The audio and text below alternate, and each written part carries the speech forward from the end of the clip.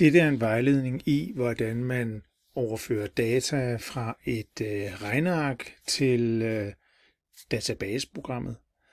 Og hvis I for eksempel har åbnet Access, og I gerne vil overføre data, så kan man vælge det og gøre det på lidt forskellige måder.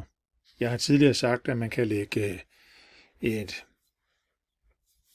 Excel-ark over på Remote Desktopen, Microsoft Remote Desktopen, som den eneste mulighed, men det er ikke den eneste mulighed. Man kan for eksempel blot minimere eller gøre Remote Desktopen lidt mindre, så man både kan se, hvad man har på sit macOS-skrivebord og hvad man har på sit Windows-baserede Remote Desktop-skrivebord.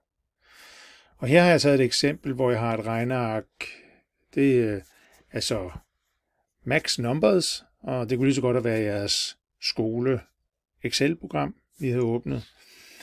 Og der kan man altså så vælge de data, man vil have, og så trække dem over i Access. Man kunne også bare swipe frem og tilbage på skærmen. Det kommer lidt an på, hvordan man lige har sat sin Mac op, så man skifter sådan mellem forskellige flader og hente dataene på samme måde. Nu viser jeg det. Man markerer i det regneark de data, man gerne vil flytte. I det her tilfælde er det til skoledatabasen alle de data, der er over eleverne, det vil sige eleventiteten. Og nu har jeg markeret dem alle sammen og kopierer dem. Og så går jeg over i databasen, og så skal jeg selvfølgelig finde det, der hedder dataarkvisning under entiteten elev. Så jeg skal herop og trykke på ikonet dataarkvisning, for lige nu står den i designvisning. Og der kan I se, at der er det vigtigt, at det selvfølgelig er det samme antal attributter, som man har de to steder. Der, hvor man henter dataen fra, der, hvor man sætter dem ind. I det tilfælde var det 4 kolonner. Og så jeg markerer lige de 4 kolonner, hvor jeg godt vil have dataene ind. Og så skal jeg ikke trykke på de små sorte trekanter her. Jeg skal bare trykke på et af navnene her på de 4, jeg har valgt.